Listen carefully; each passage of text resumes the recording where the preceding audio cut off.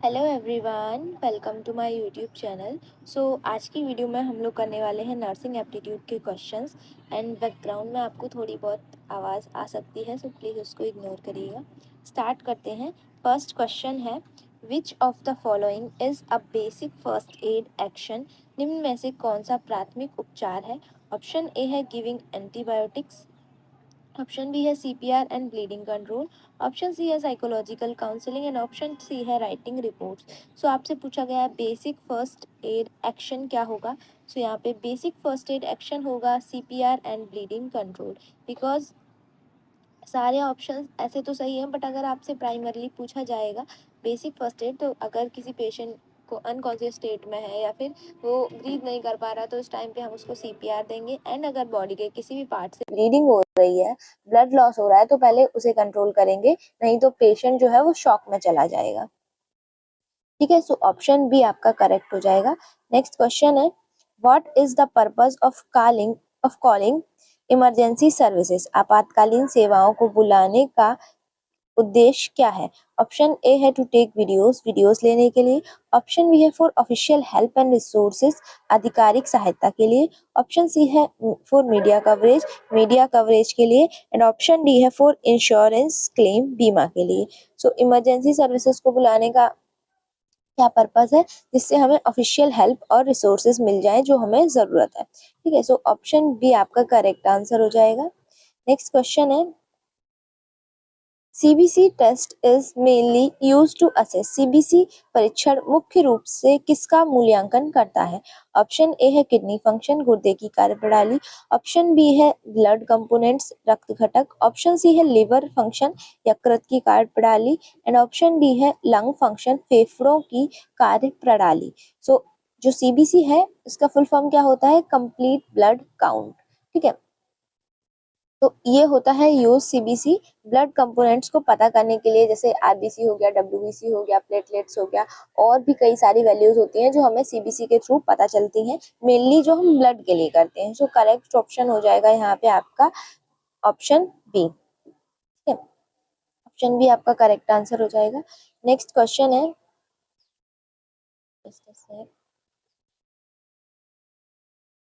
हीमोक्रेट measures. हीमोक्रेट मापता है, option A है डब्ल्यूबीसी परसेंट, ऑप्शन बी है शुगर लेवल, ऑप्शन सी है आरबीसी प्रोपोर्शन, ऑप्शन डी है BP value.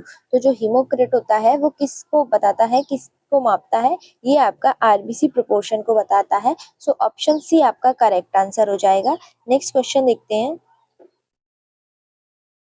Fasting blood sugar is taken after. उपवास रक्त शर्करा परीक्षण कब किया जाता है? ऑप्शन ए है मील, भोजन आफ्टर मील होगा, भोजन के बाद, ऑप्शन बी है 2 आवर आफ्टर फूड, भोजन के 2 घंटे बाद, ऑप्शन सी है 8 आवर्स ऑफ फास्टिंग, 8 घंटे उपवास के बाद, एंड ऑप्शन डी है एक्सरसाइज, व्यायाम के बाद। जो फास्टिंग ब्लड शुगर होती है वो कब टेस्ट करी जाती है? ये करी जाती है 8 आवर्स की फास्टिंग के बाद, मतलब अब जैसे अभी आपने कुछ खाया है तो उसके 8 घंटे बाद हम वो ब्लड शुगर टेस्ट करेंगे, तो उसी को हम बोलते हैं fasting blood sugar. Option C आपका करेक्ट आंसर हो जाएगा। नेक्स्ट क्वेश्चन है, नॉर्मल प्लेटलेट काउंट इज। सामान्य प्लेटलेट गिनती है, ऑप्शन ए है 1000 टू 5000, ऑप्शन बी है 50,000 टू 1 लाख, ऑप्शन सी है 1,50,000 टू 4,50,000, एंड ऑप्शन डी है 10,000 टू 20,000। जो नॉर्मल प्लेटलेट काउंट होता है हमारी बॉडी में वो कितना होना चाहिए? 1,50,000 टू 4,50,000। अगर इसके बीच में आता है तो वो नॉर्मल रेंज है। ठीक है, ऑप्शन सी आपका करेक्ट आंसर हो जाएगा। नेक्स्ट क्वेश्चन है, लो हीमोग्लोबिन लो हीमोग्लोबिन इंडिकेट्स। निम्न हीमोग्लोबिन दर्शाता है, ऑप्शन ए है डायबिटीज, ऑप्शन बी है एनीमिया, ऑप्शन सी है ल्यूकीमिया, एंड ऑप्शन डी है हाइपरटेंशन।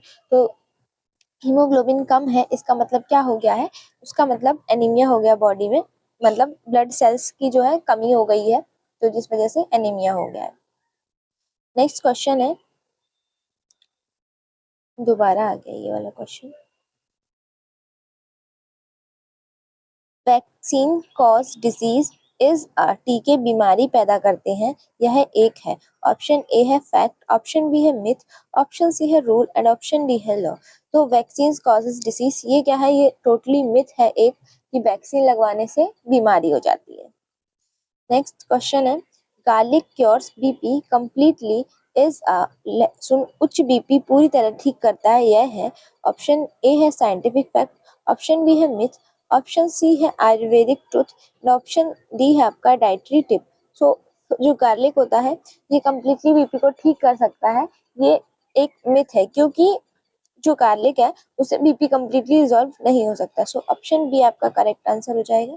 नेक्स्ट क्वेश्चन है, एंटीबायोटिक्स वर्क अगेंस्ट, एंटीबायोटिक किस पर काम करती हैं? ऑप्शन ए है वायरस, ऑप्शन बी है फंगाई, ऑप्शन सी है बैक्टीरिया एंड ऑप्शन डी है ऑल ऑफ द एबव।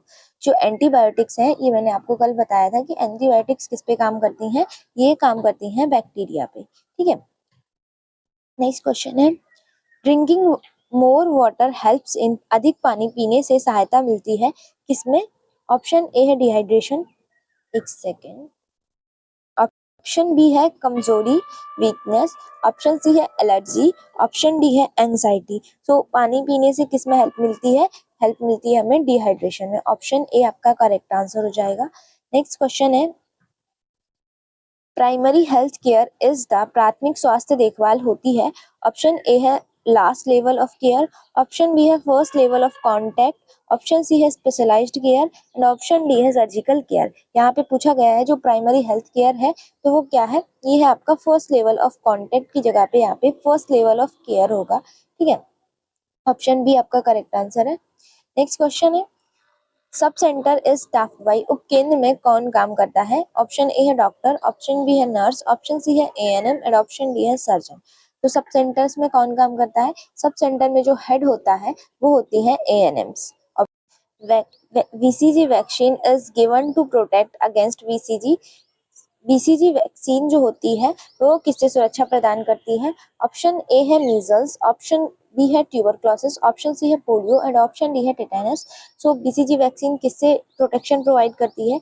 ये प्रोवाइड करती है टीबी से, टीबी यानी ट्यूबरक्लोसिस।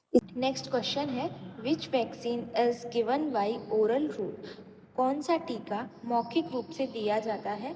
ऑप्शन ए है बीसीजी, ऑप्शन बी है आपका ओपीवी, ऑप्शन सी है hepatitis B and option D है आपका डीपीटी। सो कौन सी वैक्सीन जो है ओरल रूट से दी जाती है? सो इसका करेक्ट आंसर होगा आपका ओपीवी, ओरल पोलियो वैक्सीन, ठीक है। नेक्स्ट क्वेश्चन है, total doses of OPV under routine immunization are, नियमित टीकाकरण में ओपीवी की कुल खुराकें हैं। ऑप्शन ए है 2, ऑप्शन बी है 3, ऑप्शन सी है 5 एंड ऑप्शन डी है 6। सो टोटल ओपीवी की कितनी डोजेज हैं? ये है टोटल 5, ओपीवी 0, 1, 2, 3 और बूस्टर डोज, ठीक है। तो टोटल 5 डोजेज हैं ओपीवी की। नेक्स्ट क्वेश्चन है, आईपीवी रिफर्स टू, आईपीवी का क्या मतलब है? ऑप्शन ए है inactivated polio vaccine, option B है आपका injectable polio vaccine, option C है इन्फेंट प्रोटेक्शन वैक्सीन और ऑप्शन डी है internal polio vaccine. So IPV का क्या मतलब है? Inactive polio vaccine. Option A आपका करेक्ट आंसर हो जाएगा।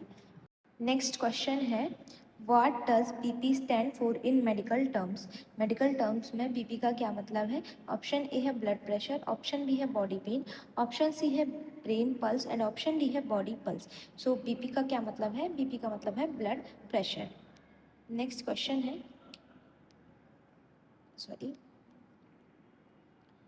The abbreviation RX in medical prescription mean. Option A है रिएक्शन प्रतिक्रिया, ऑप्शन बी है रेडियोलॉजी, ऑप्शन सी है प्रिस्क्रिप्शन एंड ऑप्शन डी है रिकवरी। सो मेडिकल एब्रीविएशन में RX का मतलब क्या है? RX का मतलब होता है प्रिस्क्रिप्शन। क्वेश्चन ही गलत दिया हुआ है, आपको पहले से प्रिस्क्रिप्शन लिख रखा है। सो यहाँ पे RX का जो मतलब होता है वो होता है प्रिस्क्रिप्शन, ठीक है। नेक्स्ट क्वेश्चन है, what does BMI stand for, BMI का पूरा नाम क्या है? ऑप्शन ए है blood mass index, option B है body mass index, option C है bone mass indicator and option D है body measure indicator. So BMI का पूरा नाम क्या है? BMI का पूरा नाम है body mass index. Option B आपका करेक्ट आंसर हो जाएगा। नेक्स्ट क्वेश्चन है ओडी रिफर्स टू। ओडी का मतलब क्या है? ऑप्शन ए है वंस डेली, ऑप्शन बी है ओरल डोज, ऑप्शन सी है आपका ओवरडोज एंड ऑप्शन डी है ऑपरेशन डेट। सो ओडी का मतलब होता है वंस डेली, यानी कि कोई भी अगर टैबलेट जिसके साथ ओडी लिखा है तो उसका मतलब है आपको दिन में सिर्फ एक ही बार उसको लेना है। ठीक है। नेक्स्ट क्वेश्चन है HIV स्टैंड्स फॉर। HIV का पूरा नाम क्या है? सो HIV का पूरा नाम क्या है? ऑप्शन ए है human infection virus, option B है human immunodeficiency virus, option C है haemoglobin infection virus and option D है human internal virus. So HIV का पूरा नाम क्या है? ह्यूमन इम्यूनोडेफिशिएंसी वायरस, मानव प्रतिरक्षा दुर्बलता विषाणु। हिंदी में तो काफ़ी खतरनाक है। ऑप्शन बी आपका करेक्ट आंसर हो जाएगा। ठीक है। नेक्स्ट है ICU स्टैंड्स फॉर। ICU का क्या मतलब है? ऑप्शन ए है internal care unit, option B है intensive care unit, option C है initial care unit and option D है immediate care unit. So ICU का फुल फॉर्म क्या है? Intensive care unit. Option B आपका करेक्ट आंसर हो जाएगा। डेंगू किसके द्वारा फैलता है? ऑप्शन ए है हाउस फ्लाई, ऑप्शन बी है एडीज मस्कीटो, ऑप्शन सी है Culex mosquito and option D है एनोफ्लीज मस्कीटो। सो डेंगू फैलता है आपका एडीज मस्कीटो के थ्रू। ऑप्शन बी आपका करेक्ट आंसर हो जाएगा। नेक्स्ट क्वेश्चन है malaria is caused by. Malaria किससे होता है?